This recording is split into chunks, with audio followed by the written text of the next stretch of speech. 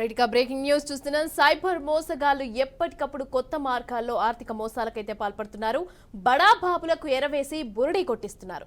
ఈ తరహా మోసం ఏపీలో తాజాగా వెలుగు చూస్తుంది. ఇక మాజీ ఎమ్మెల్సీ నెల్లూరు బీజేపీ నేత వాకటి నారాయణ రెడ్డిని దోచుకు కేటుగాళ్లు అయితే యత్నించారు. ఇక 15 కోట్ల మేర మోసగించేందుకు సిద్ధపడ్డారు. చివరి నిమిషంలో ఆయన గమనించి బయటపడ్డారు. సెల్ఫ్ అరెస్ట్ పేరిట వారం రోజుల పాటు ఆయనకు నరకం చూపించారు. వాట్సాప్ కాల్లో లైవ్ లోనే ఉంచారు. ఇక ఎక్కడికి వెళ్లినా వాట్సాప్ కాల్లోనే ఉండాలి అంటూ చుక్కలు చూపించారు.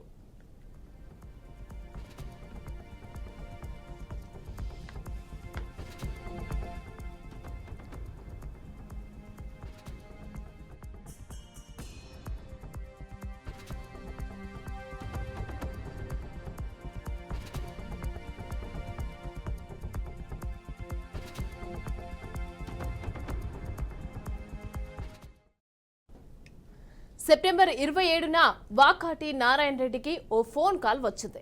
ఫెడిక్స్ పార్సిల్ కంపెనీ నుంచి మాట్లాడుతున్నామని నమ్మించారు. థాయిలాండ్లో ఉంటున్న జాన్జలిన్ అనే వ్యక్తికి ఒక పార్సిల్ పంపించారు కదా అని అడిగారు. తాను పార్సిల్ పంపించలేదని వాకాటి సమాధానం ఇచ్చారు.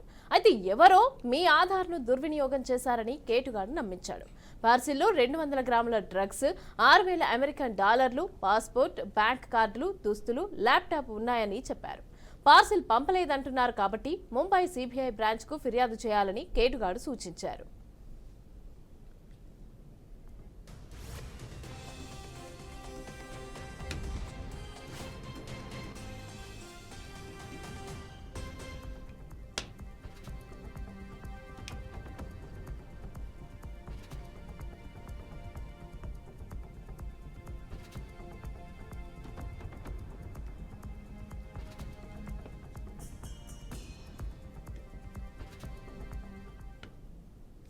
రెడ్డిగా వాకాటి కాల్ ను ముంబైలో అప్పటికే సెటప్ వేసి ఉంచిన ఫేక్ సిబిఐ కార్యాలయానికి మోసగాళ్లు అయితే కనెక్ట్ చేశారు. నిజమైన సిబిఐ కార్యాలయం అని నమ్మిన వాకాటి పార్సిల్ కి సంబంధించిన వాళ్ళు చెప్పిన విషయాలనే ఫిర్యాదు చేశారు. రవీంద్ర పేరుతో అధికారిగా నమ్మించిన కేటుగాడు ఫిర్యాదు నమోదు చేస్తున్నట్టుగా నమ్మించాడు. వాట్సాప్ కాల్లో ఫిర్యాదు చేయాలని చెప్పడంతో వాకాటి వాట్సాప్ కాల్ చేశారు. తొలుత వీడియో కాల్లో ఆధార్ కార్డు చూపించాలని కోరారు. ఇక చూపించిన కొన్ని నిమిషాల తర్వాత మీ మీద మనీ లాండరింగ్ అలాగే సిబిఐ కేసులు ఉన్నాయని చెప్పారు. అవి తమ వ్యాపారానికి సంబంధించిన కేసులని వాకాటి చెప్పగా తాము పరిశీలిస్తామని, సెల్ఫ్ కస్టడీలో ఉండాలని వాకాటిని ఆదేశించారు. ఫోన్ కాల్ కట్ చేయవద్దని, ఎక్కడికి వెళ్లినా వాట్సాప్ కాల్లోనే ఉండాలని చెప్పారు. నిజమేనని నమ్మిన ఆయన కాల్లోనే ఉన్నారు. రైట్, ఇక ఇదే అంశానికి సంబంధించి పూర్తి డీటెయిల్స్ మా నెల్లూరు ప్రతినిధి మురళి అందిస్తారు. మురళి, చెప్పండి, వాకాటికి మానసికంగా సైబర్ మోసగాళ్ళు అయితే వేధించారు. రైట్, ఇక దీనికి సంబంధించిన పూర్తి డీటెయిల్స్ మా ప్రతినిధి మురళి అందిస్తారు. మురళి,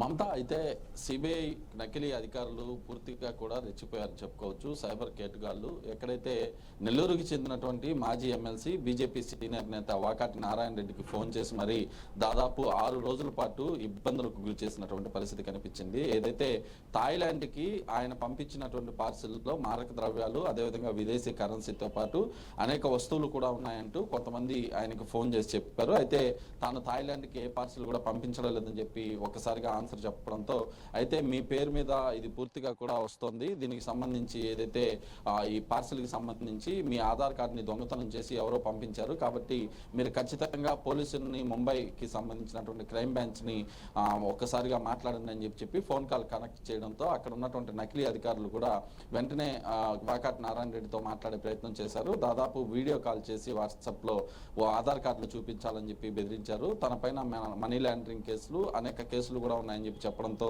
తన కోర్టులో ఈ కేసులన్నీ నడుస్తున్నాయని చెప్పి వాకాటి నారాయణ రెడ్డి కూడా ఆన్సర్ ఇచ్చినటువంటి పరిస్థితి. మరోవైపు ముంబై క్రైమ్ బ్రాంచ్ అని చెప్తూ ఒక్కసారిగా ఏదైతే ఈ వాట్సాప్ కాల్ని ఎక్కడ కూడా కట్ చేయొద్దు, మేము సర్వేలెన్స్లో మీ ఫోన్ని ఉంచుతున్నాము, ఈ సర్వేలెన్స్తో ఎంత రోజులు మేము ఫోన్ కాల్ కట్ చేయనంత వరకు కూడా మీరు కొనసాగాలని చెప్పి చెప్పడంతో దాదాపు 6 రోజుల పాటు అంటే 156 గంటల సేపు బాత్రూమ్కి వెళ్ళినా, స్నానం చేస్తున్నా, ఎక్కడున్నా సరే ఆ వాట్సాప్ కాల్ని మాత్రం పెట్టుకోవాలని సూచించడంతో 3వ తేదీ వరకు కూడా ఈ వాట్సాప్ కాల్ అలాగే కొనసాగింది.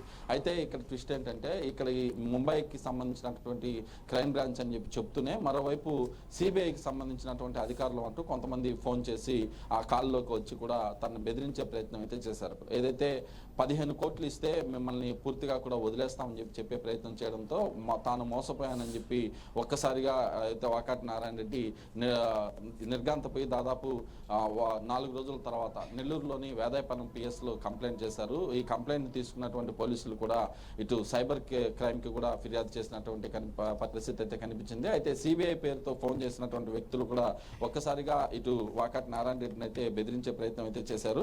ఏదైతే 27వ తేదీ విజయవాడలో ఉన్నప్పుడు దీనికి సంబంధించినటువంటి ఫోన్ వచ్చింది. అప్పటి నుంచి వరుసగా కూడా ఈ కాల్స్ లో భారీ ఎత్తున అధికారులు అంటూ సైబర్ కేటుగాళ్ళు పూర్తిగా కూడా ముంబై బ్రాంచ్కి సంబంధించి క్రైమ్ బ్రాంచ్కి సంబంధించినటువంటి వాళ్ళు అంటూ కూడా పూర్తిగా ఇబ్బంది పెట్టేటటువంటి పరిస్థితి అయితే కనిపించిందని చెప్పుకోవచ్చు. అయితే 30వ తేదీ సిబిఐ ఇన్స్పెక్టర్ని నేను మాట్లాడుతున్నానని చెప్పి ఒక వ్యక్తి కూడా లైన్లోకి వచ్చి ఒక్కసారిగా మీకు ఎవరైతే కాంగ్రెస్ పార్టీకి సంబంధించి నవాబ్ మాలిక్ తెలుసా, ఆయన మహారాష్ట్ర ప్రభుత్వంలో ఒకప్పుడు కాంగ్రెస్ మంత్రిగా పనిచేశారు, ప్రస్తుతం ఆయన జైల్లో ఉన్నారు, మీరు ఇంతకుముందు కాంగ్రెస్ పార్టీలో పనిచేస్తారు కాబట్టి మీకు అతనితో లింక్స్ ఉంటాయని చెప్పి మేము మాట్లాడుతున్నామని చెప్పి పూర్తిగా కూడా భయభ్రాంతులకు గురి చేసే ప్రయత్నం అయితే చేశారు. అయితే తనకు వాళ్ళెవరూ తెలియదని చెప్పే ప్రయత్నం చేయగా మరోసారి 3వ తేదీ గౌడ అనే వ్యక్తి తాను సిబిఐకి సంబంధించినటువంటి డిఎస్పీ అంటూ కూడా ఫోన్ చేసి వెంటనే మాట్లాడే ప్రయత్నం చేసి అందుకు సంబంధించి మనీ లాండరింగ్ ఇతరత్ర అనేక అంశాలను చెప్తూ అదేవిధంగా దీనికి సంబంధించి ఏదైతే థాయిలాండ్కి సంబంధించినటువంటి పార్సిల్లో పూర్తిగా కూడా మాదక ద్రవ్యాలు ఇవన్నీ ఉన్నాయని చెప్తూ 15 కోట్ల రూపాయలు కనుక డబ్బులు ఇస్తే దీనికి సంబంధించి సెటిల్మెంట్ కూడా చేసుకుంటామని చెప్పడంతో ఇతను షాక్ గురైనటువంటి బీజేపీకి సంబంధించినటువంటి సీనియర్ నేత వాకాటి నారాయణ రెడ్డి ఒక్కసారిగా కూడా పోలీసులకు ఫిర్యాదు చేయడం జరిగింది. ప్రస్తుతం ఈ అంశం అయితే నెల్లూరు జిల్లాలో హాట్ టాపిక్ గా మారింది. దేశంలో అనేక చోట్ల కూడా ఈ సైబర్ నేరగాళ్ళు అయితే భారీగా రెచ్చిపోతున్నారని చెప్పుకోవచ్చు. బడా నాయకులు అదేవిధంగా డబ్బున్నటువంటి వ్యక్తుల్ని టార్గెట్గా చేసుకొని ఇలాంటి భారీ కుంభకోణాలకు పాల్పడుతున్నారు. మరోవైపు సామాన్య మధ్యతరగతి వ్యక్తులు యువకుల్ని కూడా పూర్తిగా ఇలాంటి వాటిలోకి లాగి సైబర్ మోసాలకి పాల్పడుతూ కోట్ల రూపాయలు గడిస్తూ అనేక మందిని కూడా ఇబ్బందులకు గురి చేస్తున్నారు. ఏదేమైనప్పటికీ వాకాటి నారాయణ రెడ్డిని మాత్రం నకిలీ సిబిఐ పోలీసులు అంటూ కూడా వేధింపులకు గురి చేయడంతో ప్రస్తుతం ఆయన పోలీస్ స్టేషన్లో అయితే ఫిర్యాదు చేశారు. ఈ అంశం పైన ఉన్నతాధికారులు కూడా ఫిర్యాదు చేస్తామని చెప్తున్నారు మమత. రైట్, అదేవిధంగా ఇప్పుడు నెక్స్ట్ వాకాటి ఈ కేటుగాళ్ళకి సంబంధించి ఎలాంటి చర్యలు తీసుకునే అవకాశం ఉంది, అలాగే ఈ కేటుగాళ్ళు కూడా ఏ ప్రాంతానికి చెందిన వాళ్ళు అక్కడికి పోలీసులకు ఇన్ఫార్మ్ చేశారా, ఆ డీటెయిల్స్ ఏంటి?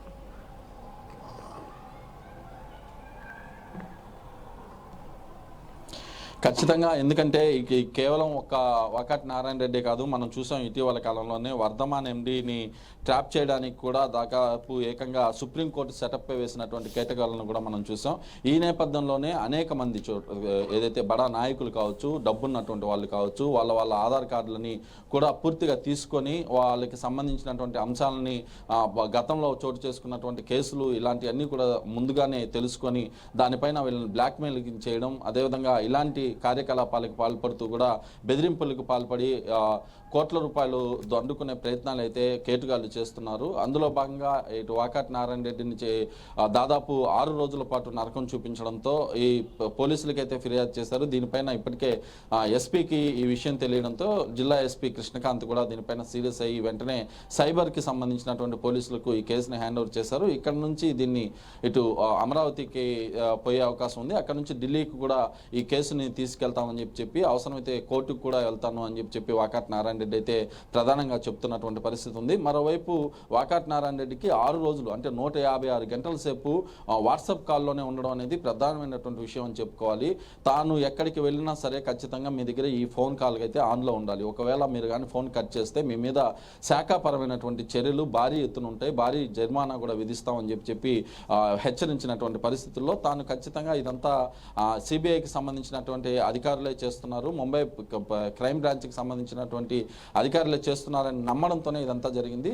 ఇక వాకాటి నారాయణ రెడ్డే కాదు, ఇలాంటి వాళ్ళని అనేక మందిని కూడా టార్గెట్ చేస్తున్నారు. వెలుగులోకి కొంతమందే వస్తున్నారు, వెలుగులోకి రాని కేసులు అయితే భారీగా ఉన్నాయని చెప్పుకోవచ్చు.